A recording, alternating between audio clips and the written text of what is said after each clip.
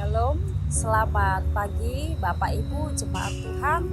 Kita mendengarkan firman Tuhan dari Matius 3 ayat 8. Begini firman Tuhan. Jadi hasilkanlah buah yang sesuai dengan pertobatan. Bapak Ibu Jemaat Tuhan, buah pertobatan adalah hasil dari pertobatan. Pertobatan adalah buah perubahan pemikiran. Pertobatan adalah sebuah keputusan berhenti untuk melakukan kesalahan dan mulai melakukan hal-hal yang baik. Ketika seseorang ingin bertobat, dia akan merubah dirinya sepenuhnya. Dia memutuskan bahwa dia tidak akan memberontak lagi terhadap Allah. Dia akan menaati perintah-perintah Allah. Pertobatan seseorang akan terlihat di dalam pekerjaan-pekerjaan yang baik yang dia lakukan. Seseorang yang sungguh-sungguh ingin bertobat akan berusaha hidupnya berkenan kepada Allah dalam segala hal. Mengapa pertobatan ini diperlukan?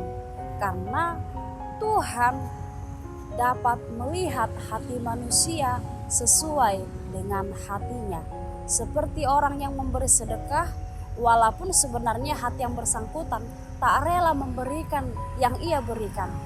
Buah pertobatan ini sangat penting, sebab pertobatan haruslah menyangkut keseluruhan diri untuk meninggalkan dosa.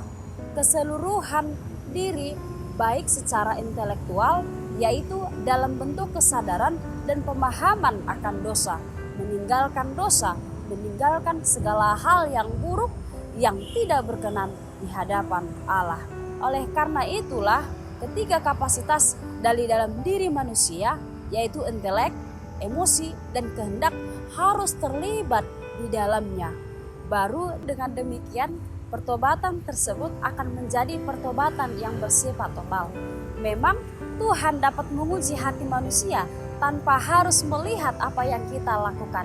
Dengan kata lain, yaitu buah-buah pertobatan yang kita hasilkan sangatlah penting untuk meneguhkan diri kita sendiri dengan meninggalkan dosa dan hidup selaras dengan kehendak Tuhan.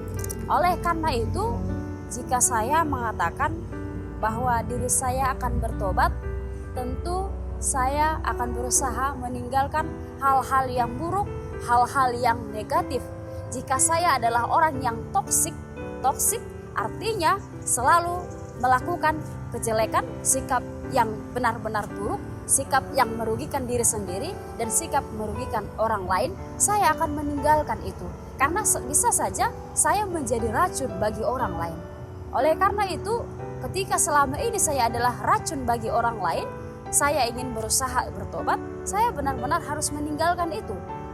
Ketika saya memiliki 10 racun contohnya, hari ini saya bertobat, kemudian saya melakukan satu dari antara 10 itu bukan bertobat namanya. Bertobat berarti secara total dan secara penuh bisa menguasai diri, bisa mengontrol perkataan, bisa mengendalikan pikiran, bisa mengendalikan tingkah laku di dalam kehidupan sehari-hari supaya benar-benar bertobat.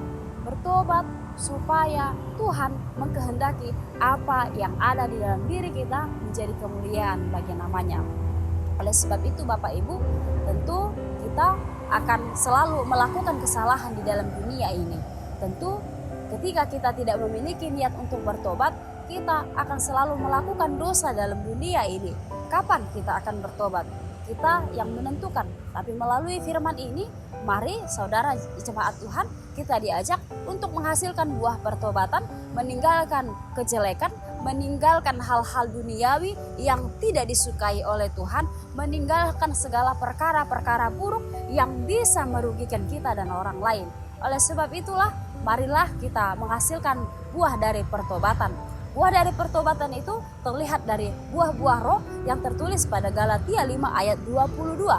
Bisa kita baca di dalam Alkitab kita masing-masing. Mari Bapak Ibu, satu hari ini kita menghasilkan pertobatan secara total, yaitu hati yang benar-benar taat dan setia kepada Tuhan, yang benar-benar dihidupi oleh Roh Kudus, supaya keinginan daging kita bisa kita kalahkan melalui kekuatan roh yang diam di dalam diri kita. Selamat dan mari kita melakukan pertobatan. Terpujilah Tuhan. Amin. Terima kasih.